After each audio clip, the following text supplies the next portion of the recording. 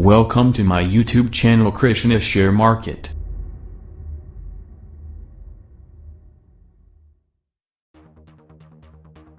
इस वक्त देश में क्रिप्टो करेंसी बिल की चर्चा के बीच क्रिप्टो निवेशकों की नींद उड़ी हुई है, क्योंकि इन लोगों के क्रिप्टो करेंसी में 70,000 करोड़ रुपए लगे हुए हैं।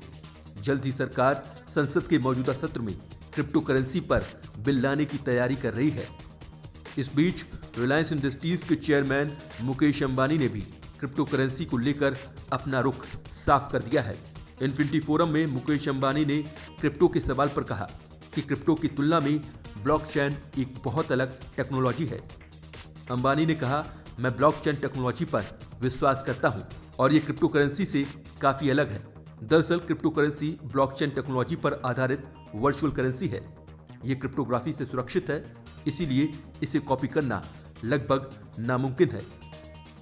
ब्लॉकचेन एक ऐसी तकनीक है जिससे बिटकॉइन जैसी क्रिप्टो करेंसी का संचालन होता है। आसान भाषा में कहें तो ये एक डिजिटल सार्वजनिक बही खाता है, जिसमें हर एक लेन देन यानी ट्रांजैक्शन का रिकॉर्ड दर्ज किया जाता है।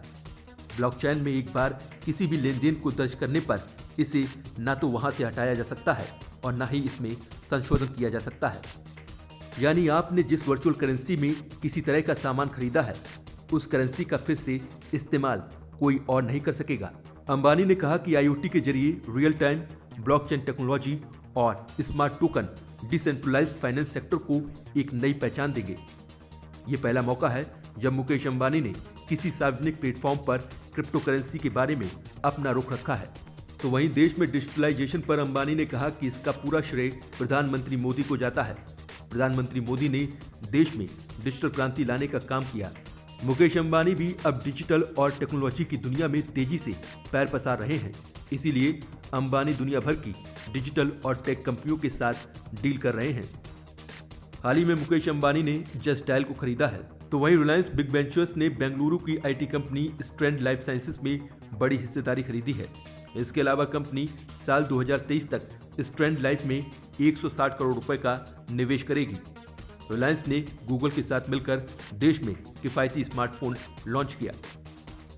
मुकेश अंबानी ने कहा कि दुनिया में जो भी डिजिटल क्रांति हो रही है, उसका सूत्रधार भारत होगा। उन्होंने कहा कि पहली डिजिटल दुनिया हमारी वास्तविक दुनिया की तरह ही होगी।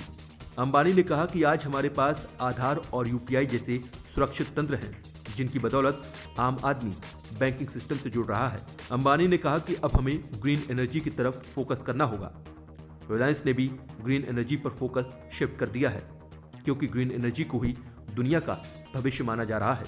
रिलायंस का लक्ष्य साल 2030 तक 100 गीगावाट की सोलर एनर्जी क्षमता तैयार करना है। मुकेश अंबानी को पता है कि इस वक्त ग्लोबल वार्मिंग ने दुनिया की चिंता बढ़ाई हुई है। ग्लोबल वार्मिंग से तभी बचा जा सकता है जब दुनिया में रिन्यूएबल एनर्जी का इस्तेमाल बढ़ेगा। अंबानी ने कहा कि हमें डिजिटल दुनिया के साथ साथ धरती और इंसान दोनों का बराबरी से ख्याल रखना होगा।